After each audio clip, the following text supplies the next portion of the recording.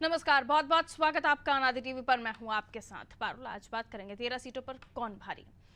उत्तर प्रदेश में चौथे चरण की 13 सीटों पर लोकसभा चुनाव 2024 के लिए 13 मई को वोटिंग होनी है। अवध, तराई और सेंट्रल यूपी के कुल 13 जिलों में होने वाले चुनाव में बीजेपी और सपा कांग्रेस के बीच ही लड़ाई है।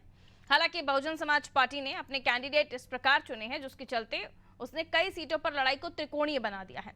सबसे खास बात यह है कि 2019 के लोकसभा चुनाव में इन सभी सीटों पर भाजपा ने जीत का परचम लहराया है, इसलिए बीजेपी के लिए ये साख का सवाल है। यहां का चुनाव, चूंकि कन्नौज में भी चुनाव इसी चरण में होने वाला है, इसलिए समाजवादी पार्टी के मुखिया और यूपी के पूर्व मुख्यमंत्री अखिलेश यादव के लिए भी साख का सवाल है। खीरी और उन्नाव में भी जबरदस्त संघर्ष है, क्योंकि खीरी में अजय मिश्र टेनी और उन्नाव में साक्षी महाराज की किस्मत का फैसला होना है। लिहाजा चौथे चरण में दांव पर सियासी पिच दिग्गजों की साख है। सियासी दावपेच अपनी जगह है, चुनावी मुद्दे अपनी जगह हैं, लेकिन यहाँ जातीय समीकरण भी एक बड़ा फैक्टर है जिस पर नजर होगी, और किस तरह से कौन किसका खेल बिगाड़ रहा है इस पर भी समझने की कोशिश करेंगे। जो पिछली बार मार्जिन रहे, क्योंकि इन 13 सीटों पर बीजेपी ने जीत दर्ज की थी, और आप देखें इस बार की बीजेपी अपना पुराना परफॉर्मेंस दोहरा पाती है और सपा अपना पुराना परफॉर्मेंस सुधार पाती है। इन तमाम चीजों को लेकर बहस होगी, लेकिन कुछ रिएक्शन है हमारे पास, वो आप देख लीजिए।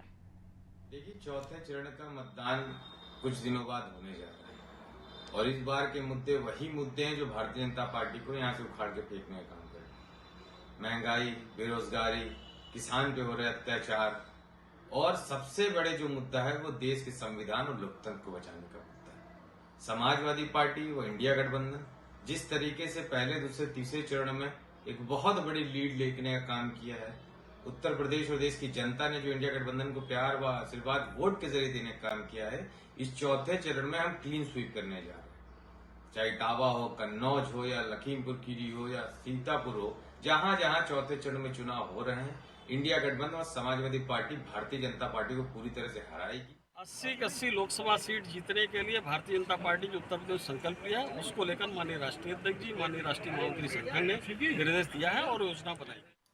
इस चुनाव में आम जनता हमारे इंडिया गठबंधन को, जो कि राहुल गांधी जी और अखिलेश यादव जी ने मिल करके, और भी पार्टियों ने मिल करके आपस में एक मजबूत गठबंधन बनाया है, जिसको इंडिया गठबंधन कहते हैं। और आम जनता ने भाजपा से ऐसे अत्याचार सहे हैं कि वो इंडिया गठबंधन को जिता करके वो ये दिखा देगी कि असली मैनिफेस्टो क्या होता है। मैनिफेस्टो में आम जनता के लिए जो बातें इंसान करता है उसको पूरी भी की जाती है। इन्होंने अपनी बातों में झूठे वादे किए थे। भाजपा सरकार ने कहा था 2 करोड़ नौकरी देंगे, वो नौकरी आज तक नहीं मिल सकी। तो पश्चिमी से अभी पूर्वांचल की तरफ चुनाव बढ़ चला है, और पूर्वांचल का भी वो क्षेत्र जिसे आलू बेल्ट कहा जाता है, जहां चावल का उत्पादन होता है, जिसे गन्ना बेल्ट कहा जाता है, किसानों की बहुतायत है। लेकिन जातीय समीकरण भी यहां पर मायने रखते हैं, और कई सीटों पर बीएसपी ने भी अपने कैंडिडेट उतार के त्रिकोणीय मुकाबला कर दिया है। लेकिन नजर अखिलेश यादव की सीट कन्नौज पर भी, लखीमपुर खीरी पर भी, और साक्षी महाराज की सीट पर भी। तो ये हॉट सीटें हैं इस चरण की। उसके अलावा और भी कई सीटें जिन पर नजर है, लेकिन कुल मिलाकर अब जीत के दावे किए जा रहे हैं और वोट परसेंट कम आ रहा है। इन तीनों चरणों को हमने देखा। इस बार चौथे चरण में क्या कुछ होगा, कितनी सीटें बीजेपी निकाल पाएगी, जो करिश्मा पहले दोहराया था उसे दोबारा कंटिन्यू कर पाएगी, देखना दिलचस्प होगा। मिलियन मेहमानों से जो हमारे साथ इस चर्चा में जुड़ रहे हैं, उनसे आगे समझने की कोशिश होगी। प्रमोद मिश्रा जी भारतीय जनता पार्टी से हमारे साथ जुड़े हुए, प्रमोद जी वेलकम। शान खान कांग्रेस प्रवक्ता हैं हमारे साथ जुड़े हुए, शान खान आपका भी स्वागत करती हूँ। विनय सिंह सपा प्रवक्ता हैं हमारे साथ जुड़े हैं। रोशन जमीर साहब राजनीतिक विश्लेषक हैं हमारे साथ जुड़े हुए। रोशन जी, चौथे चरण का चुनाव, 13 सीटों पर मतदान, 3 सीटें ऐसी जिस पर सबकी नजर होगी, लेकिन कई ऐसी सीटें हैं जहां पर परेशानी बीजेपी को भी हो सकती है। इन 13 सीटों को लेकर आपका विश्लेषण क्या कहता है? पारुल जी, सबसे पहले तो मैं अनादि टीवी के तमाम दर्शकों को और तमाम हमारे वरिष्ठ साथी जो बैठे हुए हैं, पैनलिस्ट का, तमाम स्टाफ का अभिवादन करता हूं। बड़ा महत्वपूर्ण प्रश्न आपने किया। 2024 के जो इलेक्शंस हैं, मात्र इन 13 सीटों की बात नहीं है। पूरे देश में चौथे चरण से लेकर जो बाकी चरण भी हैं, उन चरण के जितने चुनाव होने बाकी हैं और जितने हुए हैं, फर्स्ट राउंड से लेकर अब तक एक ट्रेंड लगातार चलता आ रहा है। जी। अब वो ट्रेंड टूटने का नाम नहीं ले रहा है। हालांकि तीसरे चरण में थोड़ा सा परिवर्तन अपेक्षाकृत हुआ, जैसे कम मतदान का प्रतिशत पहले चरण से लेकर दूसरे चरण में बिल्कुल इंप्रूव नहीं हुआ, लेकिन तीसरे चरण में थोड़ा सा इंप्रूव हुआ। और वो भी, अब ध्यान दीजिए इस बात पर कि ये चुनाव किस दिशा में जा रहा है, कौन भारी पड़ेगा और कौन कमजोर पड़ेगा। ये हम लोग तो अपनी बातें कहते हैं, हमारे जो नेता हैं राष्ट्रीय स्तर के, चाहे जिस पार्टी के हो, उनकी बॉडी लैंग्वेज, उनके स्टेटमेंट खुद ये बता दे रहे हैं कि चुनाव किस दिशा में जा रहा है। मैं बड़ी विनम्रता से एक बात कोट करना चाहूंगा कि माननीय प्रधानमंत्री जी के जो बयान आ रहे हैं इस वक्त जी, कि अडानी और अंबानी जो है टेम्पो में पैसा भर के राहुल जी को पहुंचा रहे हैं। एक समझ में बात मेरे नहीं आती पारुल जी और तमाम वरिष्ठ साथी हमारे साथ बैठे हुए कि पूरे 10 साल में, पिछले 5 साल से राहुल गांधी जी पूरे देश में घूम घूम कर अडानी और अंबानी पर चर्चा करना चाह रहे थे और कह रहे थे संसद में कि ये रिश्ता क्या कहलाता है, जरा प्रधानमंत्री जी उस पर जवाब दें। प्रधानमंत्री जी के कान पर जूं नहीं रेगी, एक जिम्मेदार होने के नाते उनको बताना चाहिए था। लेकिन अब उनके जब बयान फूटे भी तो इस रूट में फूटे कि अडानी और अंबानी अब कांग्रेस को जो है टेम्पो में भरकर पैसा दे रहे हैं। इसके 3 नैरेटिव जो मेरी समझ में आते हैं। पहली चीज ये है कि इस स्तर के बयान किसी भी प्रधानमंत्री को शोभा नहीं देता। अडानी और अंबानी इसी तो देश छोड़ दीजिए सर, इस बार के चुनाव में प्रचार प्रसार और मुद्दे इस तरह से उठाए जा रहे हैं, ये स्तर तो छोड़ दीजिए। मुद्दों पे ही आ रहा हूं कि जनता इसमें स्वतः संज्ञान ले रही है। आप एक चीज आप बताइए कि अगर ये पैसे पहुंचाने जा रहे हैं तो 36 इंच का सीना कहाँ है, उनको पकड़ना चाहिए। दूसरी चीज, एक चीज ये भी होती है कि ठीक है सर, शॉर्ट कारपोरेट घराने अगर इस तरह से फंडिंग करते हैं तो इसका मतलब इससे पहले अगर कोई जीत रहा हो तो बीजेपी को उन्होंने फंडिंग की होगी, और अगर उन्होंने हवा का रुख बदलते देखा होगा तब राहुल जी को चंदा दिया होगा ना। तो ये तो स्पष्ट प्रधानमंत्री जी खुद भी इस आपने बात पिक्चर को 360 डिग्री घुमा दिया है कि हवा का रुख बदलते देखा होगा तब जाके उन्होंने अपना यूटर्न लिया होगा और इनको देने की बात की होगी। ठीक है सर, लंबा हो जाएगा, रुक जाइए, बाकी मेहमान वेट कर रहे हैं, उनकी तरफ चल रही हूँ अभी। प्रमोद मिश्रा जी हमारे साथ जुड़े हुए हैं। प्रमोद मिश्रा जी, सीधे आरोप आप ही की तरफ लगे हैं और अब ये विश्लेषण में कई सारी बातें भी निकल कर सामने आई कि अब आपके पास वो चंदा नहीं आ रहा है, शायद कांग्रेस के पास जाना शुरू हो गया, इसलिए अडानी अंबानी 10 साल में अब तक नाम ना निकला, अब निकल रहा है। कहिए। नमस्कार सभी को। अब ये तो हमारे राजनीतिक विश्लेषक हैं रोशन जी, इन्होंने एक तरफा विश्लेषण ही किया है। तो राजनीतिक विश्लेषक हैं या किसी पक्ष की तरफ से विश्लेषण दे रहे हैं, ये तो दर्शकों ने भी समझ लिया होगा। तीनों के जवाब आपको देने हैं और अब आप जवाब पर आ जाइए। तो 1:3 ही है। अडानी अंबानी पे घूम घूम करके राहुल जी बातें रख रहे थे, लेकिन राहुल जी ने कभी ये नहीं बताया कि छत्तीसगढ़ में हजारों करोड़ का समझौता किया अंबानी के साथ, अडानी के साथ। पंजाब में जब इनकी सरकार थी तो वहां पर 76,000 करोड़ के कॉन्ट्रैक्ट किए। राजस्थान में जब इनकी सरकार थी तो वहां पर कॉन्ट्रैक्ट किए इन्हीं अडानी और अंबानी के साथ। कर्नाटका में जब इनकी सरकार बनी तो उनके साथ बैठ करके गलबैया कर रहे थे, तो आरोप नहीं लगा रहे थे। तो क्या विश्लेषण है और क्या कहना चाहते हैं, मुझे तो ये समझ में नहीं आ रही है। अब आते हैं मुद्दे पर सीधे, क्योंकि आपने भी अपने वक्तव्य में सीधे सीधे कह दिया कि आपने तो एकदम घुमाई दी बात, कहीं और चली गई। बात बड़ी स्पेसिफिक थी कि चौथे चरण के चुनाव किस तरफ जा रहे हैं, तो चुनाव पे बात नहीं करके दूसरे विषयों पे बात करने लगे। खैर, चौथे चरण के चुनाव में जितनी भी सीटों पर चुनाव हैं, उन सारी ही सीटों पर हमें जनता का प्रेम और विश्वास 2019 में मिला था, और 2019 में तब मिला था जब बुआ बबुआ का एक अभूतपूर्व समीकरण बताया गया। और ध्यान देने योग्य बात यह भी है कि इन सभी जगहों पर जहां जहां भी कांग्रेस लड़ी, उस सब जगह पे लगभग 4%, 3%, 2% वोट लेकर के लगभग प्राय सब जगह पर जमानत जब्त हो गई। अब एक बड़ा वर्ग तो निकल गया, बसपा जो अलग लड़ रहा है, समाजवादी पार्टी और कांग्रेस जिसको ये इंडी गठबंधन जिसको हम कहते हैं, जिसको ये इंडिया गठबंधन करते हैं, क्योंकि ए बाद में डबल नहीं हो सकता, ए एक ही बार आ सकता है, तो अलायंस ही है उसका फुल फॉर्म, तो इंडी गठबंधन ही है। और इसको मतलब सार्थक वे में भी लेना चाहिए। हर जगह पे इन सारे चुनावों में अगर आप देखें, मत प्रतिशत की बात करें तो एक जगह ऐसी है जहां पर 45%, बाकी सब जगह पे 58%, 60% हमको प्रतिशत हमें मत मिले थे। और सभी जगहों पे लगभग 15 से 26% के बीच में हमारा गैप रहा। कैसे पूरा होगा, इनको ये चिंता करनी है। हमारी तो चिंता स्थिति आपको भी मजबूत करनी बनी हुई चाहिए है। सर। टेनी नहीं, साहब हमें को तो- दोबारा उतारा है आपने, साक्षी महाराज जी और सुब्रत जी, जिनके ये कहा जा रहा है कि पार्टी में असंतोष, कार्यकर्ताओं में असंतोष है, तो यहाँ पर आपकी नहीं, मुसीबतें भी देखिए, बढ़ने वाली एक बात बताएं, हमारे संगठन में कार्यकर्ताओं में रोष नहीं होते कभी। कार्यकर्ता हमेशा, इसीलिए कैडर बेस्ड पार्टी कही जाती है। ये कुनबा नहीं है, एक पारिवारिक दल नहीं है, प्राइवेट लिमिटेड कंपनी भी नहीं है। जो आप बाकी दूसरे लोग देख रहे हैं, हमारे कांग्रेस के प्रवक्ता शायद स्वीकृति दे रहे हैं हंस करके, तो शान खान जी, तो ये आपकी शान में नहीं है शान भाई। ये प्राइवेट लिमिटेड कंपनीज जो हैं वो अपनी चिंता करें। एक कैडर बेस्ड पार्टी होने का यही एक ठीक है। 13 उदाहरण होता सीटों है में आप कि इतने कॉन्फिडेंट कार्यकर्ता नजर आए कि संगठित आपने होकर सारे खड़ा सांसद रहता है। रिपीट किए, 2 छोड़ के 2 सीटें बदली। वहां पर आपने कन्नौज में भी कैंडिडेट उतारा और अखिलेश जी का भी दाव कि एंड टाइम पर उन्होंने नामांकन दाखिल किया। समाजवादी पार्टी की तरफ तो में आ रही विनय जी, घबराहट तो उनकी तरफ से आ रही परिलक्षित होता है। लंबा हो कि गया क्या अभी आपका स्थिति जवाब, रही है। थोड़ा सा वेट जी। कीजिए।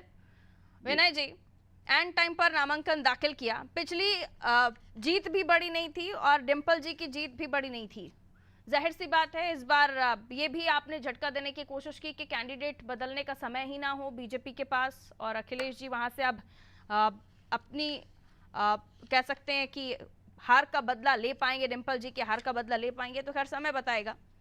क्या कहेंगे? देखिए पारुल जी, एक चीज क्लियर बताएं, यह चुनाव जनता जनार्दन के निर्णय का है। हम आप कुछ नहीं बता सकते हैं कि कौन जीतेगा कौन हारेगा, ठीक है। जो जनता जिसे पसंद करेगी वो जीतेगा। हाँ, ये निष्कर्ष इससे जरूर निकलता है, अभी बीजेपी के प्रवक्ता महोदय कह रहे थे कि 2019 में हमें आशीर्वाद मिला और फिर हमें आशीर्वाद मिलेगा। बात यही है, प्रश्न यही है कि आपको क्यों आशीर्वाद मिलेगा। आपने तो अपने घोषणा पत्र में बहुत सारे वादे किए थे। क्या आपने जनता से जुड़े उनके हित के वादों को पूरा किया है? क्या आपने 2 करोड़ नौकरियां दी हैं?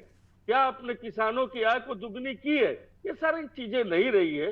क्या जनता महिला शोषण विद्यालय के प्रधानाध्यापक को जिताएगी उन्नाव में? एक उनके सामने वही महिला के सम्मान को बचाने के लिए खड़ी है। क्या किसानों के हत्यारों को क्या जनता जिताएगी? ये तो जनता के हाथ में है।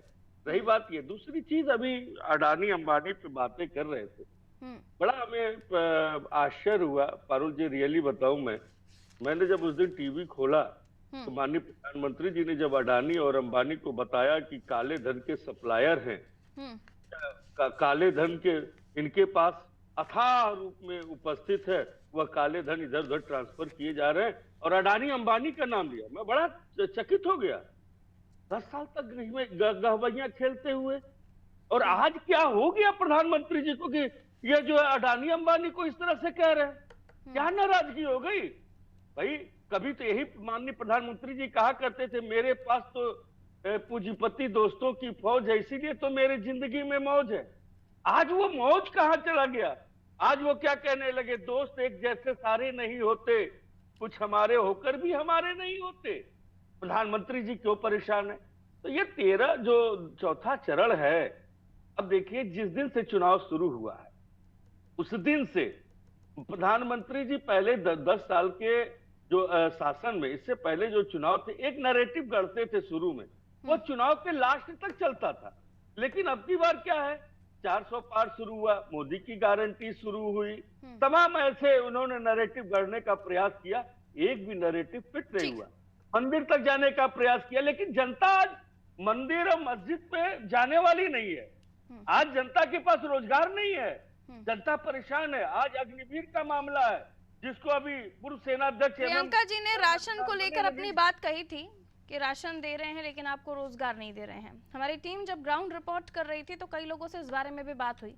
जवाब आया कि ऐसा ना हो कि कांग्रेस की सरकार आए, आपका इंडिया गठबंधन का अलायंस गवर्नमेंट बना ले तो ये जो उनकी राशन योजना है, जो लाभ उन्हें मिल रहे हैं, उन पर ताला लग जाए। तो ये भी जवाब आ रहे थे सर। और उधर आपने जब किसानों की बात कही तो लखीमपुर खीरी में 8 की 8 विधानसभा निकालने में टेनी साहब के नेतृत्व में वहां पे चुनाव लड़ा जा रहा था, वो विधानसभा निकली। महिला की आप बात करते हैं, हाल ही में बड़े बड़े बयान महिलाओं को लेकर आपके दिए जा रहे हैं। एमपी से ही चाशनी वाला बयान ले लीजिए, या फिर आज एमपी से ही झाबुआ से नेता उन्होंने कहा कि 2 पत्नियां 2 लाख रुपए। तो ये इस तरह के बयान देकर आप कह रहे हैं कि आधी आबादी आपके पास आएगी, तो थोड़ा सा सोचना जरूरी हो जाता है। लौट रही हूँ शान खान के पास, इसी सवाल को लिए जा रही हूँ। आपने एक चीज कहा ना कि अभी मिश्रा जी को कि आपको 3 प्रवक्ताओं से जूझना है, तो हम लोगों को भी 2 प्रवक्ताओं के बीजेपी के जूझना है। चलिए आगे चलिए। नया नहीं है, मुझे आदत हो गई। देखिए आपको आदत हो जानी चाहिए। सवाल पूछ लिया जाए जब भी तो आपको क्या प्रॉब्लम हो जाती है? दिक्कत मैं तो अपना जो दोनों ही लोगों के लिए जो कैंडिडेट आप लोगों ने उतारे हैं ना, अभी यही सवाल मैंने प्रमोद जी से पूछा था कि प्रमोद जी सुब्रत पाठक के लिए असंतोष है, तब आपने मुझे नहीं बोला। कहाँ पूछा? मैंने पूछा प्रमोद जी टेनी जी आपने चुनाव में उतारे हैं, तब आपने नहीं पूछा। अब महिलाओं के बारे में हम तो कान थोड़ा ऐसे एक ही तरफ मत खोलिए ना, दूसरी तरफ भी खोलिए, एक ही तरफ मत खोलिए। नहीं तो आप ये भी तो जानिए कानों को दोनों तरफ से खोल कर रखिए ना विनय जी। ठीक है, कांग्रेस के पास के प्रति क्या नजरिया रहा? दिक्कत यही है ना कि आपको एक ही कान से सुनाई देता है, और वो सुनाई देता है जब आपसे सवाल कर रही होती हूँ। जब बीजेपी से सवाल करूँ ना तब भी सुना कीजिए। हमें दोनों कान, शान खान, हमारे मसला ये है। दोनों तरफ खुले। ठीक है, समझ गई मैंने कहा ना मुझे आदत हो गई है। मीडिया में जितने भी एंकर से सबको आदत हो गई है, क्योंकि उन लोगों को समझ में आ गया है कि आपसे सवाल पूछिए तो आपको क्या बोलना है ये भी हमें पता है। परेशानी नहीं है। ठीक है, मुझे भी दिक्कत नहीं है, बिल्कुल दिक्कत नहीं है। ठीक है, मेरे दोनों कान खुले हैं बीजेपी के लिए, आपके लिए। तो जो तमाम बयानात निकले उसके साथ साथ मैं, क्योंकि आज सीटों को लेकर हम चर्चा कर रहे हैं और सीटों को लेकर ये कहा जा रहा है जहां पर आपके कैंडिडेट हैं वहां पर भी त्रिकोणीय मुकाबला नजर आ रहा है, और ये भी कहा जा रहा है कि उन्नाव की बात कर ले हम, वहां से थोड़ी सी परेशानी हो सकती है, लेकिन फाइट टफ है। त्रिकोणीय मुकाबला नजर आ रहा है। शान खान रुक जाइए, आपका नाम शान खान थोड़ी ना है विनय जी, रुकिए।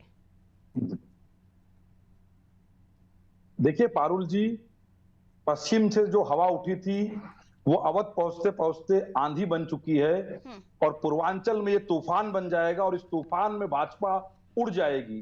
क्योंकि इंडिया गठबंधन ने और कांग्रेस पार्टी ने जो घोषणा पत्र दिया है जनता को, उसकी लोकप्रियता दिन प्रतिदिन बढ़ती चली गई, और हमारे वेबसाइट से 90 लाख लोगों ने घोषणा पत्र को डाउनलोड किया। तो कहीं ना कहीं ये उसका प्रमाण है कि देश की जनता, देश के युवा, देश का किसान, देश की महिलाएं हमारे घोषणा पत्र को पढ़ रही है और उसकी तरफ आकर्षित हो रहे हैं लोग। क्योंकि देश की जनता, देश का युवा जो है वो नौकरियों के लिए वोट देना चाहता है, महिलाएं न्याय के लिए वोट देना चाहती हैं, पिछड़ा वर्ग जातिगत जनगणना के लिए वोट देना चाहता है, किसान समर्थन मूल्य की गारंटी के कानून के लिए वोट देना चाहता है। तो भाजपा के पास कोई भी ठोस योजना नहीं है, और पिछले 10 वर्षों में भाजपा ने केवल जनता को छलने और ठगने का काम किया। इसीलिए जनता ने अब मन बना लिया है कि भाजपा का संपूर्ण सुपड़ा साफ उत्तर प्रदेश से और देश से होगा, और केंद्र में इंडिया गठबंधन की पूर्ण बहुमत की सरकार बनने जा रही है।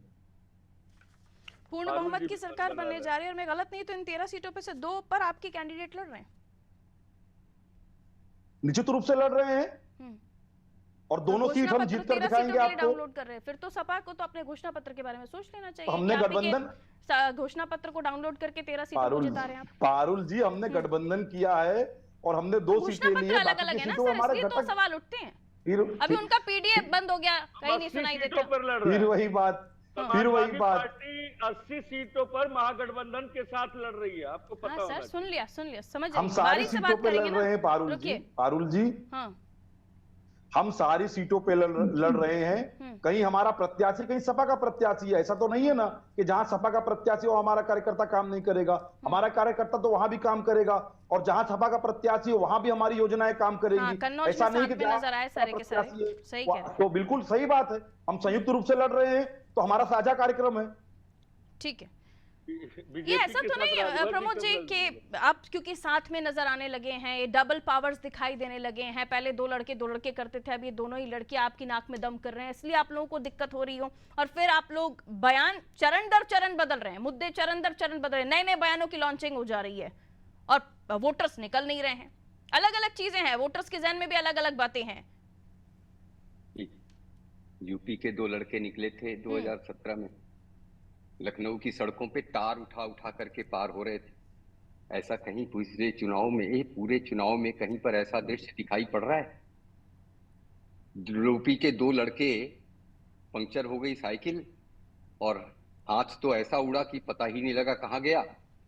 वायनाड चले गए 2019 के चुनाव में, वापस आने की हिम्मत नहीं हुई अमेठी में, पुनः दोबारा वापस आने की हिम्मत नहीं हुई। और यह भी बड़ा रोचक होगा, मैंने एक डिबेट में कहा था कि रायबरेली से चुनाव लड़ रहे हैं, हमारे राजनीतिक विश्लेषक साहब ने विश्लेषण दिया था, और मैं उनसे भी पूछना चाहूंगा कि क्या राहुल गांधी खड़े होकर के आप जरा विश्लेषण और विवेचना कीजिएगा कि वहां पर फिरोज गांधी जी का भी नाम लेंगे कि इंदिरा गांधी जी से पूर्व दो टर्म।